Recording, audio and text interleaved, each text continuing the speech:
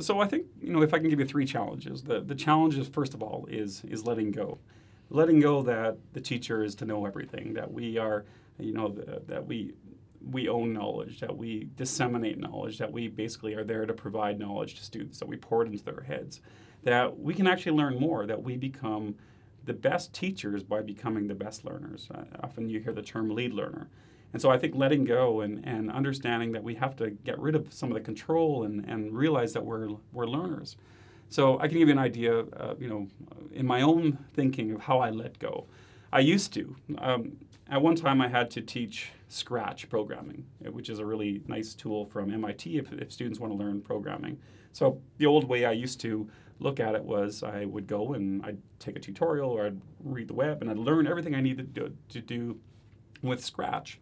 And then I found YouTube and I noticed that there's a bunch of 11-year-olds basically who know Scratch like the back of their hands and who are creating tutorials on YouTube. So there's me, this PhD, who's watching 11-year-olds who create these videos, and I'm learning from the 11-year-olds.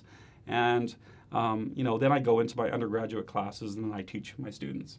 And I thought, what, I'm the weak link here. I just need to let go of that, help my students learn how to learn, introduce them to these 11-year-olds, show them that YouTube is a valid resource, and allow my students to learn directly.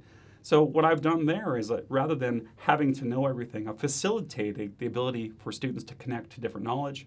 Now, not all of those connections are going to be fantastic, but when it comes down to it, it's up to students to determine these things, to determine what's a great connection.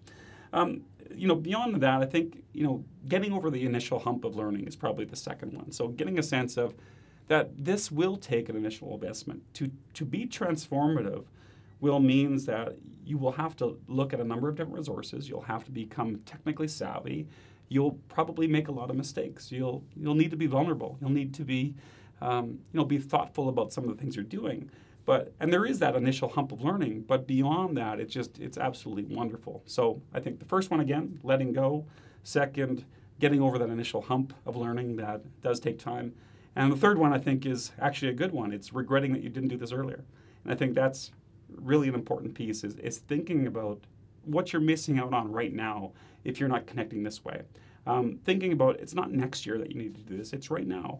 It's something that if you want to be transformative, if you want to be relevant for your students, looking at technology deeply and understanding how it works, it may not always work perfectly, but if you're supportive, if you're a risk taker, if you're allowing yourself to be vulnerable a little bit, you're going to be a better teacher for your students.